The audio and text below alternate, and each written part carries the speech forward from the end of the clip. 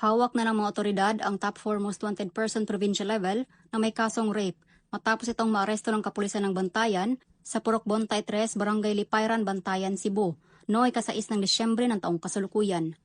Kinilala ni Police Lieutenant Colonel Julius Tuban Garcia, officer in charge ng Bantayan Municipal Police Station, Cebu Police Provincial Office, ang wanted na suspect na si alias Tata, 26 anyos, na residente ng naturang lugar. Batay sa ulat ng mga otoridad, bandang alas 4:30 ng hapon nang maaresto ng kapulisan ang suspect sa bisa ng warrant of arrest para sa kasong rape na walang rekomendadong piyansa. Samantala, kasalukuyang nasa kustodiya ng Bantayan MPS ang suspect para sa dokumentasyon at tamang disposisyon.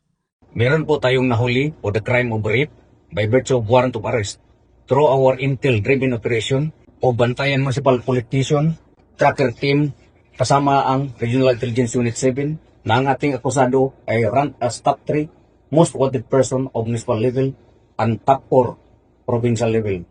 Mensahe po namin sa ating mga kababayan na ang Bantayan PNP ay seryoso sa pagpapatupad ng ating saligang batas, lalo na sa implementasyon ng mga may warrant of arrest. Ang matagumpay na pagka-aresto ng suspect ay patunay ng Bantayan PNP ng kanilang mas pinaiting na pagpapatupad ng batas upang mapanatiling ligtas at payapa ang komunidad. Alinsunod sa direktiba ni Police Lieutenant General Jose Melencio Sinaratates Jr., Acting Chief, Philippine National Police. Mula dito sa Central Visayas, ako ay inyong Police News Network Correspondent, Patrolwoman Flora May Asares, alagad ng batas, tagataguyod ng Balitang Pulis.